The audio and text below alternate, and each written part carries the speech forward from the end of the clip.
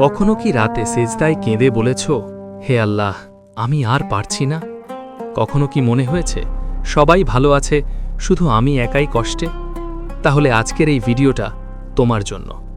কারণ আজ আমরা জানব আল্লাহ কেন আমাদের কষ্ট দেন এবং এই কষ্টের পেছনে লুকিয়ে থাকা রহস্য কি। আসসালামু আলাইকুম ওয়ারাহমাতুল্লাহ। আমরা সবাই জীবনে কোনো না কোনো কষ্টের মধ্য দিয়ে যাচ্ছি।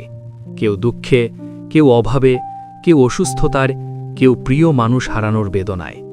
অনেক সময় মনে প্রশ্ন জাগে, আল্লাহ আমাকে কেন কষ্ট দিচ্ছেন? আমি তো নামাজ পড়ি, দোয়া করি, তবুও কেন এই পরীক্ষা? আজ আমরা এই প্রশ্নের উত্তর খুঁজব কোরআন ও হাদিসের আলোকে। প্রথমেই একটা বিষয় পরিষ্কার করা দরকার, সব কষ্ট শাস্তি নয়। কোরআনুল কারীমে আল্লাহ বলেন, তিনি অবশ্যই তোমাদেরকে পরীক্ষা করবেন কিছুটা ভয়, ক্ষুধা, সম্পদের ক্ষতি, জীবন ও ফল ফসলের ক্ষতির মাধ্যমে। সূরা আল বাকারা 2:155।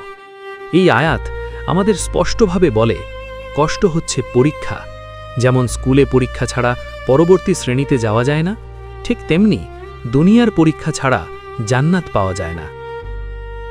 রাসূলুল্লাহ সাল্লাল্লাহু আলাইহি ওয়াসাল্লাম বলেছেন, আল্লাহ যখন কোনো বান্দাকে ভালোবাসেন তখন তাকে পরীক্ষা করেন। তিরমিজি।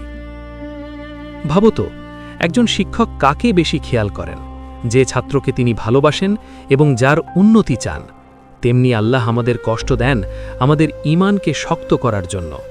সবচেয়ে বেশি কষ্ট পেয়েছেন কারা? নবী রাসূলগণ। হযরত আইয়ুব আলাইহিসসালাম বহু বছর অসুস্থ ছিলেন। হযরত ইউসুফ আলাইহিসসালাম কারাগারে ছিলেন নির্দোষ হয়েও। আর আমাদের প্রিয় নবী মুহাম্মদ সাল্লাল্লাহু আলাইহি ওয়াসাল্লাম জীবনে কত কষ্ট সহ্য করেছেন। তায়েফের ঘটনা কি আমরা ভুলতে পারি? তাহলে কষ্ট মানেই কি আল্লাহ রাগ করেছেন? না, বরং অনেক সময় এটা তার বিশেষ ভালোবাসার নিদর্শন।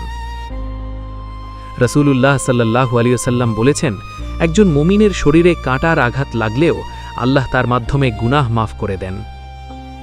ভাবো তো, যে কষ্টে আমরা অস্থির হয়ে যাই, সেই কষ্টই হয়তো কিয়ামতের দিন আমাদের মুক্তির কারণ হবে। আজ যে চোখের পানি ঝরছে, হয়তো সেই চোখের পানির কারণেই জান্নাতের দরজা খুলে যাবে। মানুষ যখন সুখে থাকে তখন অনেক সময় আল্লাহকে ভুলে যায়, কিন্তু কষ্ট এলে তখন সে বলে, হে আল্লাহ, আমাকে বাঁচান। কষ্ট আমাদের অহংকার ভেঙে দেয়, আমাদের সিজদায় নিয়ে আসে, আমাদের দোয়ায় কান্না এনে দেয়। কষ্ট না থাকলে হয়তো আমরা আল্লাহর এত কাছে যেতাম না। এই দুনিয়া কোনো স্থায়ী জায়গা নয়, এটা পরীক্ষা কেন্দ্র। কোরআনুল কারীমে আল্লাহ বলেন, নিশ্চয়ই কষ্টের সাথে রয়েছে স্বস্তি। সূরা আশ-শারাহ 94:6।